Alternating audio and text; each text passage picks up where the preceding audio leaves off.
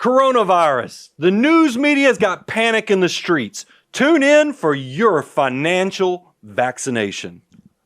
It's Brian Preston, the money guy.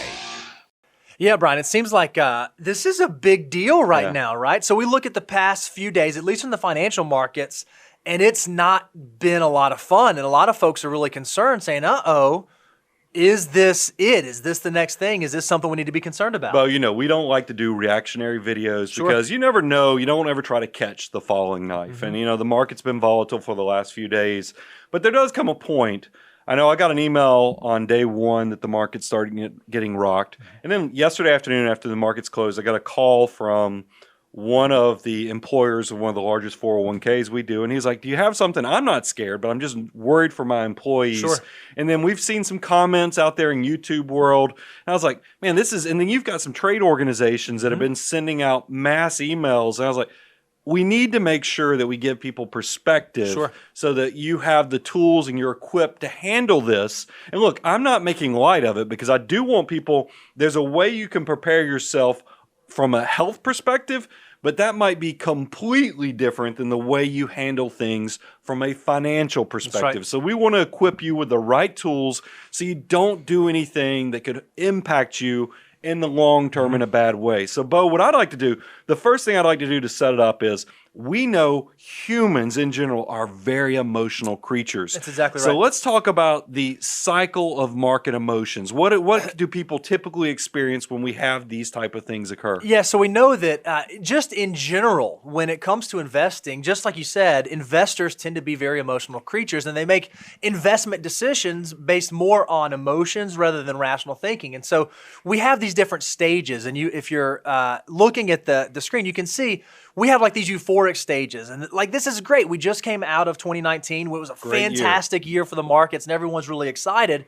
But then we get into 2020, we have this coronavirus thing happening, and people are starting to get scared. They're starting to enter into that anxiety, possibly fear, maybe depression, desperation, could be panic even. And we know that people go through that. And this cycle repeats through time, at least in terms of how our emotions move. I want to pause for a second because we just talked about 2019 was an incredible year. Pretty much every asset class was up. Yep. It had a really good year.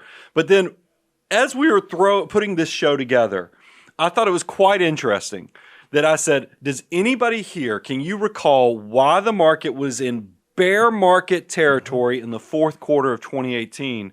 And there was a slight pause. Yeah, like took us a second to remember. Before we remember, talked about the trade war stuff that was going on with China and some other things that were going on out there in the geopolitical world, that all this stuff has an impact, but it does show you how emotional humans are in the fact that we were going from that euphoria and then we had this, oh my goodness, to the point that now we see 2019 turned out to be an awesome year. It really does give you some perspective that sometimes we remember, and there is a lot of research out there on there, we remember negative or bad things much more than we do the rewarding good things. So I thought it was important because coronavirus has started causing some volatility. But then I asked myself, have we been here before? Because this sure does seem familiar. Remember, we've been doing the podcast since 2006, but even before that, I went out and started the first firm in 2002. Well, guess what? Coming out of Asia, we had this same type of feeling in the year 2003 with SARS. That's right. And here's what I think is interesting. When SARS came on the scene, all the headlines are the mystery illness. That's what they didn't That's even. what they're actually calling when it. we were trying to find headlines and other things, when I had FTE Daniel and I working on this, is that it was hard to find anything that called it SARS because they didn't even know what we were dealing with. That sounds kind of familiar because everybody's like, the problem with Corona is we don't know what we're dealing with. So I think it's worthwhile to go back and look at what was going on in 2003, and are there some teachable moments or things that we can benchmark and apply to today to make sure you're doing things appropriately? So we said, let's just look at the broad market. Let's look at the S&P 500 to see what the movement looked like in 2003. And what you can see is the beginning of the year started out okay in January, and the market was doing okay. Yeah, but I got some numbers here too. January, because I think this is important in the long term. January, when you see that peak part there, it's 931, close to 932 on the S&P 500. Okay. So doing pretty good to start the year, but then this SARS outbreak happens, and it happened around February of 2003, and the market really started freaking out. And we know that from January of 14th to March of the 11th, the S&P 500 lost 14.1%. Well, you're wondering, and the specific date was right around March 18th is when the World Health Organization came out and really was panicking people. And that's why you can see in the visual there is a steep drop off right there in the second half of March. That's right. And that's the panic. And that's where, what did we have yesterday happen? We had the CDC come out. We've already had the WHO come out and say some things. So it does seem very eerily similar to what we're experiencing with coronavirus, with what was going on in SARS back in 2003. But as you can see now, that wasn't the end of the story. Even though there was this drop that happened from January through March, or from February through March, that's not the end of the story. It only took 56 days from that bottom for the market to fully recover. So let's cover the history here. It was at 932 back in mid-January, dropped down to 800. The S&P 500 went to 800, but within 56 days, by May, we were back up to 934. So we had made the ground back, and then we were actually hitting higher ground. But here's what I think is interesting. Where do you think the S&P 500 was in 2019 at December 31st? It was at 3,231. Very different spot than Guys, 900. that is, and by the way, this is the same benchmark. So something obviously happened in both. Let's even go back in time and look at 2003. So we know that this was scary. We had a 14% drop at the beginning of 2003, primarily driven by fear of what was going on with this mystery illness of SARS. What did 2003 look like as a whole? Yeah, for investors who recognize that the cycle of market emotions actually exists, and they recognize that maybe it doesn't make sense for us to make flippant decisions in those highs and in those lows. If you just stayed the course and were investing in the S&P 500 through the entire 2003 year, you would have made 28.7%, even with that 14% drop because of the SARS outbreak. Wow, that's pretty powerful stuff. That shows you how powerful. Don't let your emotions in the short term. But I think we could go even better, Bo. I think we could give them perspective on is it better to be an investor over the long term, or is it better to sit on the sidelines? Sure. Without a doubt, and we've done many shows on this, 8 out of 10 years historically, markets make money. Right. So you don't let that 20% or that 2 out of 10 years side rail you from your long-term goals and cause you to miss out on some great opportunities. So, Bo, let's kind of show them how bad it actually can be. Yeah, because I think what most people get scared of are those 2 out of 10 years. So we said, all right, let's look at them, and let's look at some of the worst periods we've seen in the market. So we went and pulled a lot of bear markets that existed starting all the way back in 1953. And if you're looking at the screen, the way the chart is illustrated is we have number of weeks on the x-axis, and the y-axis is the return, or the amount of loss that existed. So you can see how long each of these bear markets lasted in terms of number of weeks and how deep that drop was, whether it was a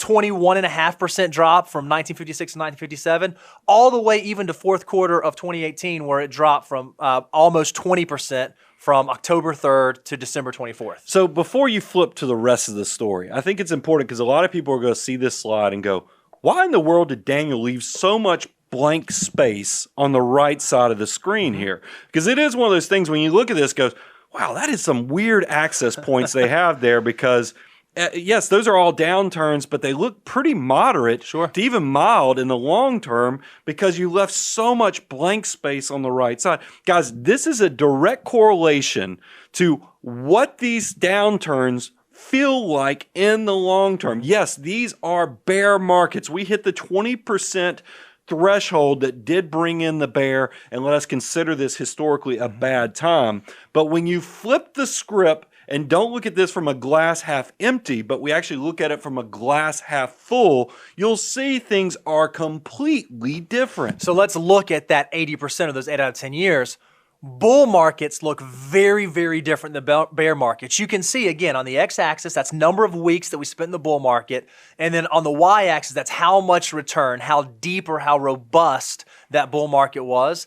And it's almost a no contest as to which one is a better picture. So here's what I think is interesting, Bo. If you look at the weeks, you can see most of these downturns recovered within 50 weeks. Yep. Bad ones are 100 weeks, and worst case scenario was over within 150 weeks. So that's within 3 years. That's right. This thing was done, but the majority make it within a year. Yep. This is basically markets going up and down intra-year. Like That's we right. talked about in 2003, the market was down 14.1%, but yet somehow finished the year up over 28%. That's right. So that's some wild swings in between there. But think about how long that access is on bull markets. That's exactly right. You can see that some of these bull markets are 450, 500 weeks. That's years. Even if you Getting look close at to a decade. if you look at the 50-week, 100-week, 150-week, most bull markets far outlast the bear market. The folks who end up missing out on those are the ones who, again, fall prey to that cycle of market emotions and end up making a very bad decision at a very bad time. So let's pivot. I want to give people, how do we equip them with the right tools to know how to handle these type of volatile, emotional times, that especially with the news media? Because the news media, what are they doing? They're definitely not trying to build your wallet and build your long-term savings. They're trying to keep your eyeballs and your ears tuned in. What's the best way to do that is to scare the heebie-jeebies out of you. So let's go ahead. I want to pull up, we have a deliverable. If you go to moneyguy.com, if you go and you can see we have the 5 ways to deal with investment uncertainty. Yeah, if you go to moneyguy.com and click on our resource page, this is available for download. You can access this, take it, send it out to your friends. If you need to print it and put it on your bathroom mirror, do whatever it takes. But we think there's sort of 5 ways you can think about how to deal with markets when markets get kind of scary.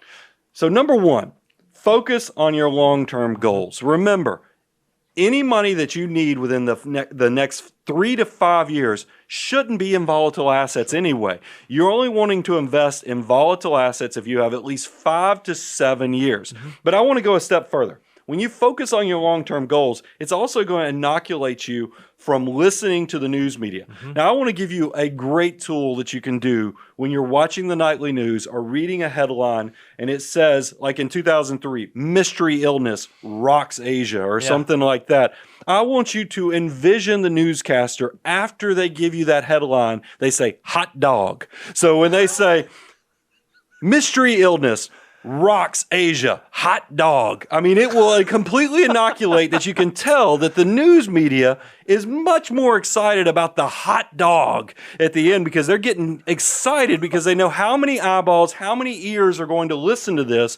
And if you have that perspective, you realize these guys could care less about my wallet. So use the hot dog tool and it will inoculate you from this craziness. The second thing that you can do that will really help you is make sure that you have a broadly diversified portfolio. I mean, we just focused on one singular asset class, the S&P 500 US large cap. But when it comes to portfolio design and designing a portfolio to help you meet those long-term goals, you want to make sure you look at broad asset diversification across both risk assets like stocks and also risk-off assets like bonds or like cash.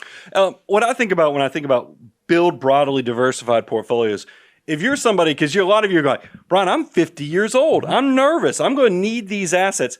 You're likely still 5 to 7 to 10 to 15 years from needing these assets for retirement. So make sure you have your broadly diversified portfolio set up on the front end so you don't have a reactionary type element. Yep. I had an email come in from a great client. He's actually a friend of the Money Guy Show. And I haven't heard any more from him after I explained that 40% of his assets were already Risk off, conservative. They were risk off in a large degree. And I think that was the guidance or the comfort that was needed to kind of understand, hey, we're not hanging everything out there. This is why we diversify our assets. But I want to, this is also a time, what's step 3 that somebody can do? Yeah, I think you need to re-examine your risk level. Now, the best time to get your risk level right is before the downturn happens, before you get into the messiness. So if you're someone who is finding that I'm feeling really anxious, really uncomfortable, listen to this news media, pause for a second, go look at your actual portfolio, see what it's doing, and ask yourself this question. Am I feeling nervous? Am I feeling uncomfortable? Or do I feel like this portfolio matches where I am risk-wise? If it doesn't match where you are risk-wise, you may need to reevaluate where that portfolio is. Here's the caveat, though. If you decide that you can't handle the downturns, that means you have to be willing to give up something in the upside. It is a trade-off, risk and reward. So you have to understand where your risk level is and what will allow you to stay the course so you're not falling prey to that market cycle of emotions. So re-examine your risk level. Also, as part of that is how far are you from needing these assets? I will tell you, all my younger financial mutants, you ought to be celebrating. This is the time. I will tell you, it's no coincidence. We funded our IRAs yesterday. I mean, I am very nervous for making sure my clients don't make mistakes, but I will tell you the contrarian in both of us is we are always looking for these crazy irrational moments in the intra-year markets, and why not go take advantage of those things? And then and for my older clients, like I said, if you are still 5 to 7 years from actually needing some of these assets, you shouldn't panic either. Have the risk and re-examine your risk level on the front end so you're not reacting. Yeah, I think those you perfectly just summarized kind of steps 4 and 5 right there. Step number 4 is educate yourself. Make sure, and you're doing that. If you're checking into the Money Guy show, if you're listening to this video, you're already educating yourself on there. But step number 5 is exactly what you said. Turn lemons into lemonade. I actually had a few clients reach out and say, hey, I noticed the market's pulled back. Should we put some more money to work? That's the kind of mutant mindset you want to have. Or maybe you're someone who doesn't have as long of a time horizon. You are in retirement. You should be able to say to yourself, you know what? Even though this feels uncomfortable, I've done what I'm supposed to do. I have 18 to 24 months of cash reserves.